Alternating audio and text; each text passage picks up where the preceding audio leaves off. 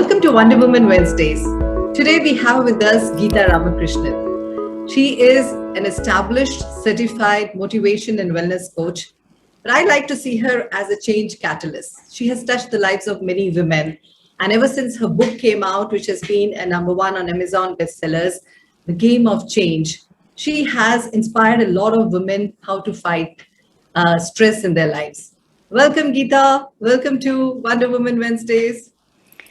Thank you, Mandeep. It's a honor and a pleasure to be part of your tribe. And I heard and saw the women in power, and it's very exciting. And yes, I'm all yours. I'm so glad, as I was mentioning to you, that we almost this week is where we are celebrating a 6 months anniversary of, and we're very, very happy that you just come at the right time. I find your story very, very inspiring, Geeta. You've been part of a business family and you have inspired a whole family, and they're all such high achievers. And then you decided to do something and on your own. So I wanted to ask you that when did that aha moment happen in your life and you said, let me go ahead and transform my whole life? Okay, so being part of a business family where everybody are very, I wouldn't say aggressive, but everybody likes to compete and achieve. It's not easy, especially being in the business, being like professional, being a mom, being a wife. It's a big, a juggle. And I always wanted to give my best in any role that I took. I'm a perfectionist, and that actually took a toll on me, not only professionally, even at home, sometimes when I'm busy. And we all naturally choose profession and then the family, and everything goes in the background. So when I'm in the office and I have to extend my hours, then it's always at the cost of the kids, and it makes me feel guilty. And the end of the whole thing is I wasn't able to give my best. And that's when I thought that, okay, now what do I do about this? And since I was always in touch with people, and I thought, okay, let me try something different. And I enrolled to a coaching program, and I loved it because it's called ontological coaching. It's more introspective, and I thought it would really click.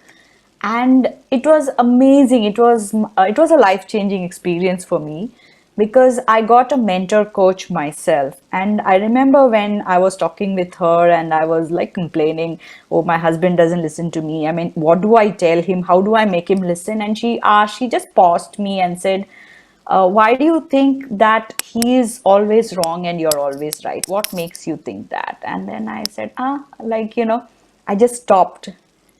And that's when I realized, I mean, it's out there, but then sometimes you need somebody to, tap you to understand. So that's when I realized that there are different perspectives to life.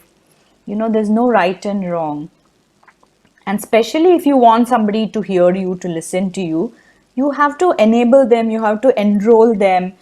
Just telling them, no, I think this is right, why don't you do like this, is more like a nag. You end up being a nag. Versus if you want to be more effective and more powerful, you have to go to their way. And okay, what makes you do that? Why don't you do this? And it's all about wording, about emotion. It's so many things. I think that I can remember when that coach asked me, that definitely was my aha moment. You have met a lot of women, and I also remember reading in one of your articles somewhere that we women, and we've been discussing this in WIP from the very beginning when we decided to establish and launch WIP, is that women strive so hard to be the perfect wife, the perfect daughter, the person best in office, and the best sister, daughter-in-law. And we are going through this whole grind without thinking about what do we want and putting ourselves first before everything else. And a lot of times when we're going through the grind, we do suffer low self-esteem and we have no one to talk to about. What do you say to people who go through this challenge? Yeah, I mean, we all do. I also was doing. And as women, I think we multitask more than men. And many things we take on ourselves. Like, at least for me, I can speak for myself. I almost thought that I don't need a father, I can mother my children on my own. Like it's perfectly, I am perfect. And then I become protective. Even at work, I used to be at one time, because I'm a perfectionist and I needed like 100 on 100 error free work. I used to sit and redo everything what my staff did for me, and that made no sense, because A, I'm telling that I don't trust them, and B, it takes a toll on me, right? So I think, if you're asking me what one can do is, and you're right, it takes, actually, instead of being productive, it you lose your confidence, because you're doing double work, and that is adding to the stress in your life. And it actually dents your self esteem. You feel, oh, what if I'm not good? Or you're constantly judging, what if he thinks I'm my work is not the best. And that pulls your confidence very low. So the one thing that you can do is, and I have asked so many women, no, if you were to give me in order of priority, if I say professional life, your family life, and yourself, they will say professional life naturally. That's always first. But then I always talk them into thinking, what happens if you put yourself first? Which is very weird. As women, we don't like to put ourselves first. And our children naturally come ahead of us, right? But irrespective of that, if you put yourself first and try and prioritize certain things in your life, like what works for me is, last like 1 hour before I retire to bed is my reading time, and it's precious for me. And even if like somebody wants, like, okay, 5 minutes, can you do this for me? I'll say, no, this is my time, unless it's an emergency. I don't let go of that time. And we all have to learn to do that, to do things for ourselves. So what happens is, when you do things for yourself, you have a sense of satisfaction, and you're more grounded, and you're less anxious, and you bring in that energy to your family. Right, so you are able to be more useful to your family, rather than being snappy and, oh, I don't have the time, don't disturb me, none of those type of talks. And then when you take yourself to your work, you're more chilled, more relaxed, and it's also science based, because when you are relaxed, what happens is your brains are like working with you, and you're able to use your say problem solving intuitive brain is there for you. Whereas when you're stressed, and when you are anxious, and when you're struggling, that part of the brain just shuts down, and That's true. even though you want to be the best, you can't be, right? That's true. So when did you decide to share your life story with everyone and then write about it? I know I want you to share the story of your daughter coming home one day, and I think that was very moving when I read that. You have to tell our members that story and how you decided to share and the book came about. So the book idea was actually, I mean, I keep giving all these gyans to my husband, and he says, "You're talking so much to me. Why don't you put it out there? Because there's so many women, and I have seen. Okay, now I'm older and I can be wiser just because I'm older, but there are so many young women out there facing similar challenges that I did when I was younger." And I feel they don't have to grow old like me and then realize, oh, I could have done that. So sharing, like you said, is always a great way of coming together. And so not only it's so I like to share my success story of how I struggled and then I got around it. And with the coaching, I have a lot of science based backing, and I validate it. It's not just my thought. It's totally something that somebody has tried it and it's proven. So then I decided, okay, why not put this all in a book form and offer it to people? Like somewhere somebody will read, I blog based on the book, but then even a small change happens to them, in their life. If I can inspire, that will be great. And I must tell you, yeah, like you said, this story of so when I was younger, and my daughter, she's like she's a different character. I can't describe her. So it must be in her third grade, and the teacher had asked her to write an essay about home or whatever, and about her mother actually. And the first two, three lines was my mother, at least the first line read that my mother sleeps. I mean, so this is what, so she thinks my job is sleeping, because when she comes from school, usually she comes at 3 and I'm tired and I like to take a nap and she catches me sleeping. So then she thought my mother sleeps while she goes to school and studies hard. So then I thought I needed to break that sort of, this is, I was surprised. This is what children see. They see and learn from us. And we have to be so aware and careful of how we are presenting ourselves. And that's the best way for children to learn from us, the good things. Instead of telling them, study hard, work hard, don't shout, you do just the same things, and then they grow looking and observing and learning from you. I remember when Nanki was asked this question in a kindergarten thing, that what do you do with your dad? She was 4 years old and she said, what do? I play football and I do all this. What do I do with my mom? She goes to office, but then we do shopping. And this is thought, and we do shopping. She said it to me. And I have never forgiven her because I know that the principal was aware that, I was a working woman and all that. But I think she really must have thought I shop a lot because, that's how children pick it up. And we always have a good laugh about that. Yeah, I, absolutely. I think one of the things which I realize when women come to a certain age and decide about how they want to take charge of their life and what they want to do, uh, that comes with a lot of defining boundaries with starting with your family members, with your spouse, with the rest of the family, and saying, listen, this is me time, like you just said, you go to bed or you do anything. It takes some time for the family to getting used to. I know in your case, fortunately, by the time you were making, I think you started changes much before we went for the coaching program, and your children were old enough by then. But still, it must have come with some challenges, isn't it? Because you were always there for them 24/7, and now, not that you're not there, but it's just that you're defining some of those things. How difficult was it? No, it doesn't come easy at all. And especially there are two reasons. One, the main reason is we bring it on ourselves, you know. So, and the second reason is like we want to be seen as strong. So we wanted, so even at work, if the boss says, okay, why don't you do this for me? Oh, can you do this report for me first and that you do later? And there's, yes, yes, yes. If we say no, we'll be probably seen as weak. That is definitely a background thing, working, which could be one reason where we easily say yes.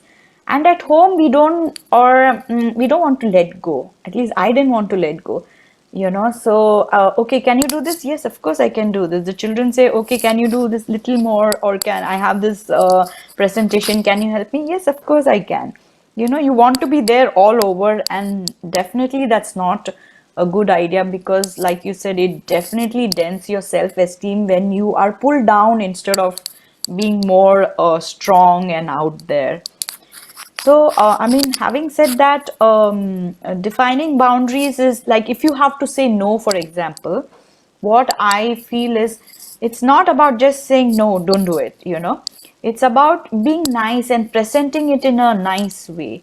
Like, if, for example, if my children come and say, can you do this presentation for me? Can you help me with it? Say, you know what, I would love to do it, but why don't you try it? If you really, really need help, I'll come and be there. I'm always there for you. Putting it in a way where you are enabling them to do their own mistakes, you're helping them grow actually. And to understand that didn't come easily. Like, there was a point where I had to learn how to let go. And once you start letting go, and people respect you. Maybe initially they're getting irritated because they're not used to me telling no, or we telling no to people. But then later on, they respect. If you respect yourself and your time, then only the others will respect you. That's right. One of the other areas, Geeta, that you have really spoken very well various times in your blogs is the fact that how the mental, emotional, physical, sometimes illnesses have manifestations of deeper issues which are within us. And many times we really don't realize that and we feel ill, fatigued and depressed, etc. Why don't you share something about that? Yeah, so I'm very big on physical, not only physical, even mental wellness. And what happens is when we are putting our, see, it's many times it's a fear of the future, fear of the unknown that always brings about distress in us. Because we all want the best for ourselves, and then tomorrow what happens, who knows, right? So with that fear when we are going around in life, and along with that we have from our past lot of our assessments, and most of them, unfortunately, that's how our mind works, are negative. Yeah. You'll remember the failures that, out of 10 maybe you had 10 good things, but that one bad thing is always sticking in your mind, and you're reliving it every time by playing it again and again and again, right?